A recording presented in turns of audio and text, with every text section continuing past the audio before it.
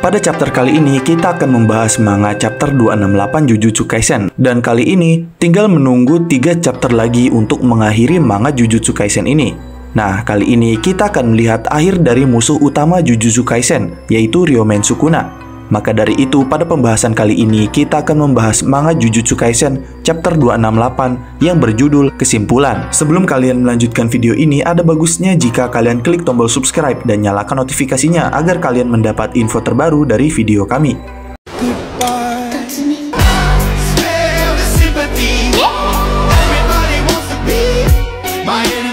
Sebelum melihat hasil pertarungan Yuji dan Sukuna di awal chapter ini, kita langsung diperlihatkan Sukuna dan Megumi, di mana di alam bawah sadar Megumi ini, Sukuna bertanya kepada jiwa Megumi dengan mengejek Megumi tentang bagaimana dia berani-beraninya ingin tetap hidup walaupun telah dikendalikan oleh Sukuna. Padahal saat ini tubuhnya telah dicuri, kakaknya telah dibunuh, dan bahkan Megumi sendiri pernah menolak bantuan saat ingin ditolong oleh Yuji. Bahkan selain itu, Sukuna juga mengatakan kepadanya bahwa temannya Yuji yang ingin diselamatkan Megumi juga telah membunuh banyak orang.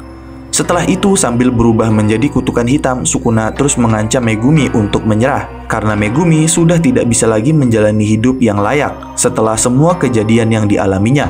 Dan karena itu, menurut Sukuna, Megumi cukup menyerahkan semuanya kepada Sukuna.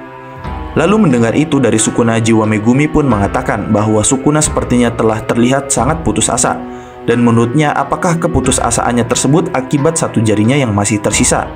Selain itu, Megumi juga mengatakan bahwa jika komposisi item terkutuk sudah ditetapkan, maka Sukuna akan mati dan dikalahkan oleh Itadori saat ini. Dan bahkan resonansi akan tidak berguna untuknya.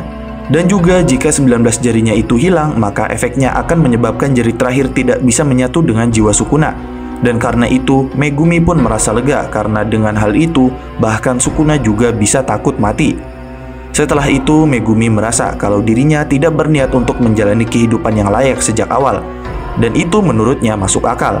Namun bagi dirinya masih ada lebih banyak orang di dunia ini daripada dirinya sendiri. Dan karena itu menurut Megumi, dirinya berpikir ingin hidup demi orang lain juga.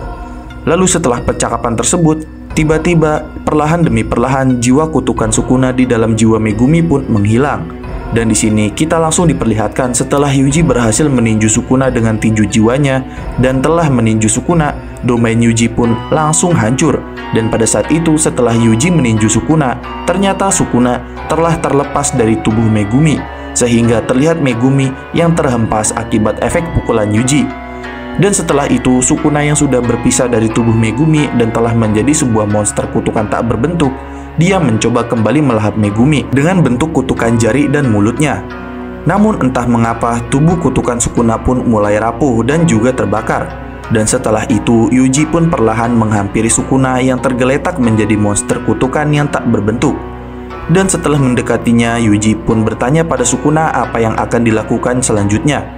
Mendengar hal itu, Sukuna pun mengingat saat Yuji mengancamnya untuk melepaskan Megumi dan kembali ke tubuh Yuji agar Sukuna tidak dibunuh olehnya. Lalu setelah itu, sambil mengangkat kutukan Sukuna yang hampir hangus menjadi abu, Yuji mengatakan bahwa Sukuna itu adalah dirinya dan Sukuna mirip seperti dirinya. Dan sambil mengingat kakeknya sendiri, Yuji mengatakan kepada Sukuna yang berubah menjadi abu bahwa terlahir dengan membawa kutukan tanpa menyadarinya, dia atau Sukuna tidak tahu akan menjadi monster seperti apa. Dan itu pastinya adalah masalah kebetulan dan keberuntungan. Tapi menurut Yuji, dirinya memiliki seseorang kakek yang selalu mengingatkannya. Lalu karena itu, Yuji pun kembali mengajak Sukuna untuk mencoba ulang semuanya sekali lagi dengan kembali hidup bersamanya lagi. Namun tidak dengan mengutuk seseorang, tetapi untuk hidup berdampingan. Bahkan menurut Yuji, jika tidak ada orang yang ingin menerimanya, dirinya sendiri pun bisa hidup bersama dengannya dan menerima Sukuna. Namun mendengar perkataan Yuji, residu abu Sukuna yang hampir hilang pun, dia mengatakan bahwa dirinya Sukuna memuji Yuji karena telah berlaku bodoh sejauh ini. Sukuna juga mengatakan untuk jangan meremehkannya karena dirinya adalah sebuah kutukan. Dan setelah itu, Yuji pun merasa perasaan kasihan terhadap Sukuna sambil melihat Sukuna yang telah berubah menjadi abu. Kemudian di sisi lain, di pertarungan Hakari dan Uraume, di sini mereka berdua pun merasa hawa keberadaan Sukuna yang telah menghilang dan menyatakan bahwa semuanya telah berakhir. Uraume pun mengatakan kalau dirinya sudah tidak ada alasan lagi untuk bertarung maupun hidup. Dan menurut Uraume, satu-satunya alasan Sukuna kalah adalah karena dia ada di tubuh inkarnasinya dan bukan di tubuh aslinya. Selain itu, Uraume juga mengatakan bahwa kekalahan ini juga bukan karena mereka para penyihir Jujutsu yang kuat, namun mereka hanyalah beruntung. Karena mereka semua terselamatkan akibat telah terlahir 1000 tahun setelah Sukuna tiada. Mendengar hal itu, Hakari merasa bahwa itu mungkin pujian terbesar yang bisa Uraume berikan pada mereka. Dan setelah itu, Uraume pun membunuh dirinya sendiri dengan merubah tubuhnya menjadi es dan menghancurkan dirinya sendiri. Lalu setelah semua pertarungan di Shinjuku tersebut, time skip pun terjadi setelah semua anggota Jujutsu pulih. Di sini terlihat Megumi yang telah terbangun pertama kali setelah kekalahan Sukuna, dan terlihat penampilan Megumi dengan luka di matanya, yaitu bekas dari evolusi tubuhnya yang menjadi Sukuna, dengan luka di tangan, luka di perut, dan luka di samping tubuhnya. Lalu setelah keluar dari ruangan tersebut, Megumi pun memergoki Yuji yang ingin membungkus Nobara sebagai kejutan bahwa Nobara masih hidup. Lalu setelah itu mereka pun berkumpul di taman sekolah sambil mengobrol. Nah, di sini sambil bercanda, Nobara bertanya apakah bunga kelas seperti dirinya yang seharusnya mati dan kemudian kembali hidup tidak mengejutkan mereka dan membuat mereka sedih. Mendengar itu, Yuji mengatakan bahwa dirinya hanya sempat sedih terharu saat dirinya menyadari teknik resonansi Nobara. Di sisi lain, Megumi juga mengatakan kalau dirinya tidak terkejut sama sekali karena dirinya juga mengetahui akibat Sukuna. Mendengar hal itu, Nobara pun sedikit kecewa. Lalu setelah percakapan itu, Yuji pun kemudian memberikan surat dari gurunya Gojo yang diberikan oleh Ieri Shoko untuk Megumi dan juga Nobara. Dan surat ini menurut Yuji harus dibuka setelah mereka bertiga berkumpul. Di sisi lain, Nobara pun merasa khawatir tentang apa yang ditulis untuk dirinya dari Gojo Satoru sensei-nya. Kemudian Megumi pun bertanya mengapa hanya ada 2 surat saja.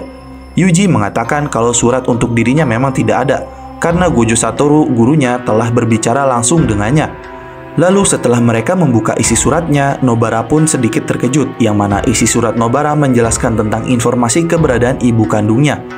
Tapi walaupun begitu, Nobara terlihat kesal dan tidak peduli kepadanya, dan Nobara juga merasa kagum bagaimana Gojo bisa menemukan lokasinya. Di sisi lain, Megumi yang membaca pesan Gojo tersebut juga langsung mulai sedikit tertawa. Melihat hal itu, Yuji dan Nobara pun penasaran tentang isi surat tersebut. Dan Megumi menjelaskan bahwa isi suratnya kurang lebih mirip seperti suratnya Nobara. Lalu setelah suratnya dibaca oleh Yuji dan Nobara, mereka pun terkejut. Dan menurut Yuji, selama Megumi tidak mempermasalahkannya, itu tidak apa-apa.